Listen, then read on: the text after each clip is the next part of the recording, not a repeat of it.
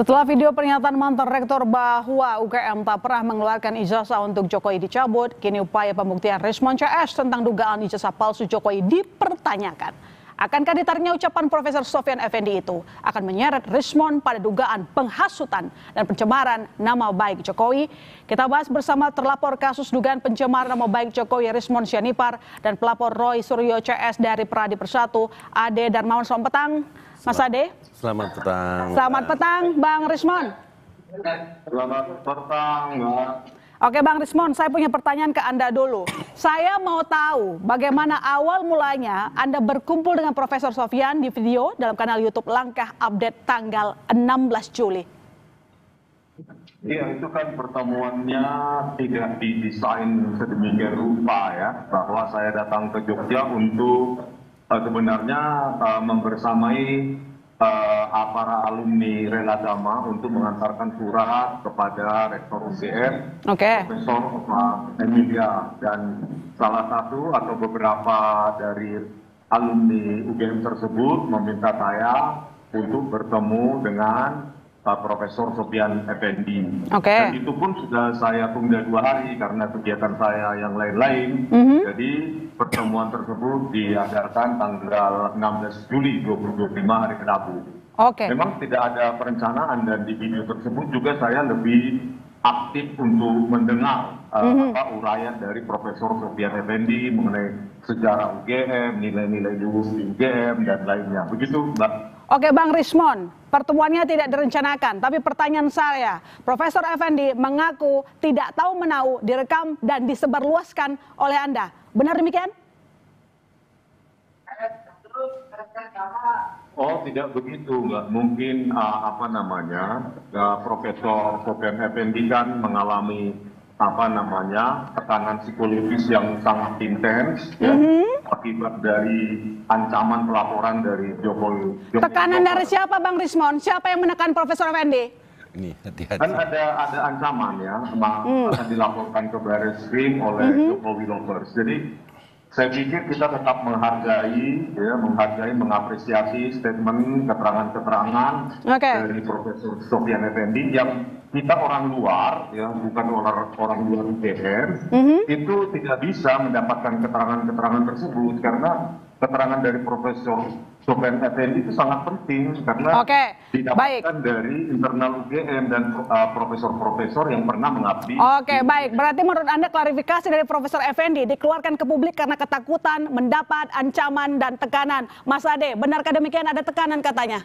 Ini saya perlu sampaikan kepada pemirsa Kompas TV ya, bahwa memang seperti Bang Rismon ini kan hampir melakukan tur ke daerah-daerah, tur untuk mencari alat bukti. Itu yang kita perhatikan di setiap beberapa media sosial ya, mengupdate, memperlihatkan dia kunjungan kemana, ke Solo, kemudian ke rumah Pak Kasmujo. Bukan sekali dan 2 kali saja ya, berulang kali kayaknya sepertinya dengan rumah Pak Kasmujo. Terus terakhir kemarin di Solo apa di Jogja itu? Jogja ya, ke rumah Pak Sofyan ya. Nah Pak Sofyan Effendi ini kan rektor tahun berapa gitu loh Mbak. Jadi kita harus tahu dulu rektornya tahun berapa. Kemudian apakah seorang rektor itu mengetahui semua mahasiswanya dengan pasti dan jelas, gitu loh. Itu dulu. Nah, pada saat dia menjadi rektor ya. Jadi intinya menurut Anda memang tidak ada tekanan itu? Kalau ada tekanan saya rasa tidak ada, Mbak. Karena gini. Tapi kira-kira menurut Anda kenapa Profesor Effendi bisa mengatakan bahwa Jokowi tidak lulus, lalu kemudian tiba-tiba cuma berselang beberapa hari kemudian mengkonfirmasi, mengklarifikasi pernyataannya? Nah, justru di situ kita lihat. Ketika kemudian. Menurut Anda bukti yang ingin dicari oleh tim Bang Rismon nggak ada? Zong. Nol. Bukti Anda, Bang Rismon. Bukti Anda zong, nggak ada. Mengada-ngada maksudnya. Mengada-ngada. Bang Rismon. Mengada-ngada, Mbak. Jadi. Ya, saya bicara dulu, Bung Adi. Jadi gini ya, statementnya keterangan dari Profesor Sofyan Effendi kan menegaskan bahwa lembar pengesahan skripsi ya yang berisi tanda tangan dosen penguji itu kan benar-benar tidak ada. Oke. Pada saat saya datang ke Tapi- perpustakaan UGM sendiri, Fakultas Kehutanan UGM, maupun ketika diberikan kepada kami pada pertemuan 15 April. silakan. Bicara dengan kebenaran Bang Rismon, ya perlu saya sampaikan kepada Bang Rismon bahwa kalau kita berbicara kebenaran, tidak perlu dicabut pernyataan itu. Kalau memang, Prof Sofyan, saya tantangin sekarang, saya challenge sekarang Prof Sofyan, ya, apakah dia masih berani mempertahankan pernyataan yang duduk bersama dengan saudara Bang Rismon? Kalau memang oke, mari kita lihat. Kita uji, kita coba laporkan ke polisi karena itu adalah ujaran kebencian dan penghasutan itu. Itu sudah pasti masuk itu Bang Rismon. Dan gini loh, itu disiarkan tanpa izin. Itu pun Pak Sofyan sebenarnya kalau memang dia mau, dia bisa keberatan loh Bang Rismon. Gitu loh. Nah, dia kan nggak tahu tuh disiarkan itu Bang Rismon. Gitu loh. Pak, saya gantian bicara. Silakan. Bang Rismon. Ya, jadi kan berkesesuaian bahwa keterangan Pak Profesor Sofyan Effendi, skripsi tersebut tidak pernah diuji, terbukti secara materi, tidak ada lembar pengesahan penguji di situ, berkesesuaian. Itu kan menurut Bang Rismon. Bentar dulu Bung Adi. Anda saya biarkan kok malah apa ya? Iya, enggak.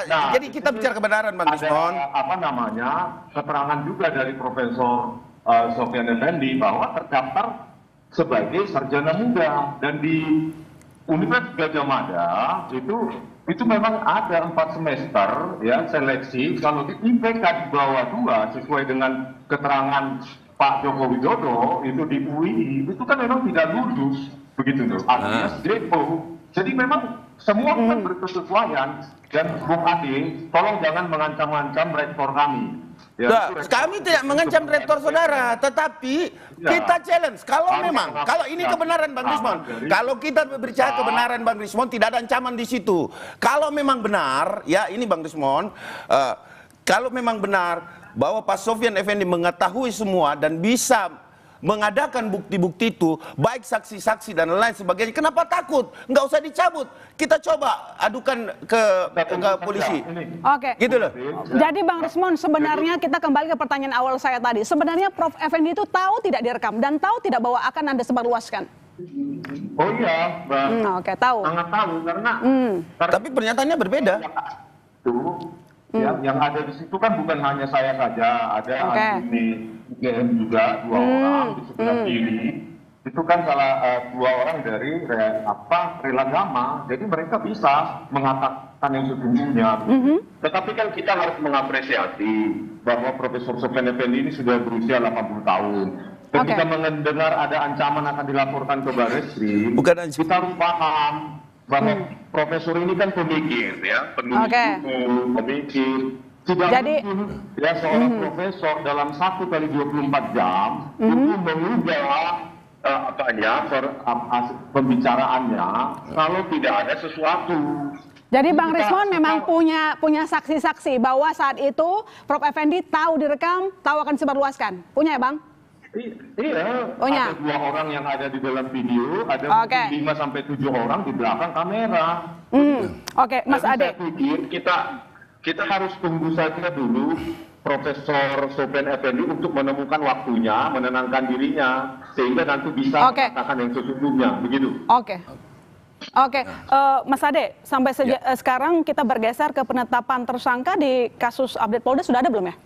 Ini saat ini tadi itu untuk pelapor dari kita, itu kami sudah memberikan keterangan 2 sampai 3 orang. Tadi udah selesai memberikan keterangan, tapi kalau ditanyakan bahwa kapan penetapan tersangka, saya rasa itu pada saat mungkin biasanya yang terjadi itu pada saat pemeriksaan dari telapor, kemudian nanti naik status. Saya rasa sedikit lagi sih, karena kita masih ada 8 atau 9. Oh, 8 atau 9. Kalau begitu saya bertanya yang lain deh kalau begitu. Ini kan kita lihat kemarin rilis UGM, menyatakan, saya bacakan ya, Mas. Kami menyayangkan pihak-pihak yang telah menggiring beliau untuk menyampaikan opini yang keliru dan tidak berdasar. Apakah ini bisa dikenai pidana penghasutan? Bisa. Karena begini, korban penghasutannya, walaupun itu berlangsung penghasutan itu hanya beberapa jam, tetapi faktanya terhasut. Gini loh, bahwa ketika saya melihat Prof. Effendi menyatakan itu di satu kanal di YouTube ya, itu dia menyampaikan beberapa jam setelah itu ya, itu kemudian ada pencabutan. Nah, kita lihat range karena peristiwa terjadinya penghasutan itu hanya beberapa jam terjadi dan itu bisa saja kalau memang ada niat-niat teman-teman untuk melakukan pelaporan lagi terkait penghasutan ini bisa dengan bukti yang ada. Tetapi yang membuat kami sayangkan adalah Bang Rismon tidak berhenti untuk melibatkan orang lain di sini. Maksud saya, Bang Rismon ikuti proses hukum. Saya sangat yakin betul ketika seorang Rismon Senipar tidak bersalah, tidak mungkin dilakukan penahanan atau tidak mungkin menjadikan tersangka. Itu yang saya, jadi jangan terlalu prematur, terlalu maju, terlalu takut. Apa sih yang ditakutkan atau benar salah dalam penelitian Roy Suryo ataukah Bang Rismon juga terhasut oleh Roy Suryo? Itu persoalannya gitu loh. Ya kan? Atau Bang Rismon yang menghasut Roy Suryo? Ini kan kita harus lihat nih. Nah, pembuktian sangat mudah nanti di pengadilan. Ada kesaksian kesaksian itu yang akan dipisah-pisah mereka. Nah, kita lihat dari mana nih? Misalkan sumbernya dari Bang Rismon duluan. Nanti tunjuk-tunjukan tuh. Nanti tunjuk-tunjukan. Nah, kita lihat aja nanti. Buktinya gitu loh. Bang Rismon, dengan pencabutan pernyataan Prof. Effendi, apakah ini menghilangkan salah satu bukti utama Anda? Oh, ini cuma bukti pendukung ya, berdasarkan kajian bukti pendukung dan berkesesuaian dengan keterangan Profesor Sofyan Effendi. Dan Bung Hadim, kami tidak takut ya, jangan mengiring bahwa kami takut. Kami mematuhi panggilan ataupun undangan klarifikasi Polda Metro Jaya. Dan saya telah melaporkan Joko Widodo atas dugaan penyebaran berita bohong terkait keterangan Pak Kasmujo. Jadi Pak Jokowi juga harus tunduk dan patuh pada undang-undang dan peraturan hukum di bawahnya. Dan saya juga berencana akan melaporkan Joko Widodo atas penyebaran berita bohong terkait jurusan teknologi kayu UGM yang tidak pernah ada. Dan saya juga akan melaporkan dugaan instruksi palsu di Polda DIY. Ketiga laporan itu akan saya lakukan. Nah, itu silakan. Itu langkah hukum, Bang. Jokowi harus mengikuti peraturan perundang-undangan yang berlaku. Oh iya, itu pasti. Pasti Bang Rismon. Cuman yang saya sayangkan kepada Bang Rismon ini adalah kenapa sih mencari. Selesaikan dululah perkaranya Bang Rismon yang ada ini. Karena mencari itu tidak mungkin bisa juga dimasukkan sebagai alat bukti di situ. Kecuali Anda menerbitkan laporan baru seperti di Jogja itu. Tapi apapun itu Bang Rismon, kami dan teman-teman relawan dan kami juga mendukung Jokowi, kami hadapin Bang. Apapun itu, karena kami tahu bahwa seorang Bapak Insinyur Joko Widodo dan tidak mungkin mau berani untuk memasukkan ijazahnya pada saat Pilpres, Gubernur dan Wali Kota. Bang Rismon siap diladeni Bang. Kita fight Bang Rismon. Saya kemarin ke KPUD Solo ya bertemu dengan. Nah, itu kan nyari lagi, Bang Rismon kan nyari lagi, Bang. Silakan Bang Rismon. Ini informasi kunci nih. Dengan Ketua KPUD Solo saat itu Justinus Arya, ya, Bapak itu menekankan bahwa di dalam berkas pencalonan wali kota 2005 itu tidak didapati berkas acara pemeriksaan atau berkas acara verifikasi antara UGM dengan KPUD Solo. Jadi tidak ada diverifikasi ijazah fotokopi legalisir yang dipakai oleh saat awal kota. Laporkan KPU dong. Jangan Bapak Jokowi yang Anda laporkan, salah alamat itu. Yang Anda laporkan KPU dong. Kan begitu, yang tidak memverifikasi. Berarti itu alat administrasi dong. Gimana sih? Ikut-ikutan relawannya ini, saya bingung. Iya, Bang Rismon harusnya melaporkan KPU. Kenapa tidak diverifikasi gitu loh? Gitu loh, Bos. Jangan dikit-dikit yang salah Pak Jokowi, dikit-dikit yang salah Bapak Jokowi gitu loh. Jokowi pribadi bukan urusan relawan Jokowi, biarkan Jokowi yang melaksanakan. Oh tidak bisa, itu urusan kami semua. Urusan kami Bang. Kita tunggu kelanjutan. Urusan kami Bang. Kita tunggu kelanjutannya di meja hukum. Terima kasih Mas. Terima kasih Mas Ade. Terima kasih Bang Rismon telah bergabung di Kompas Petang. Selamat petang.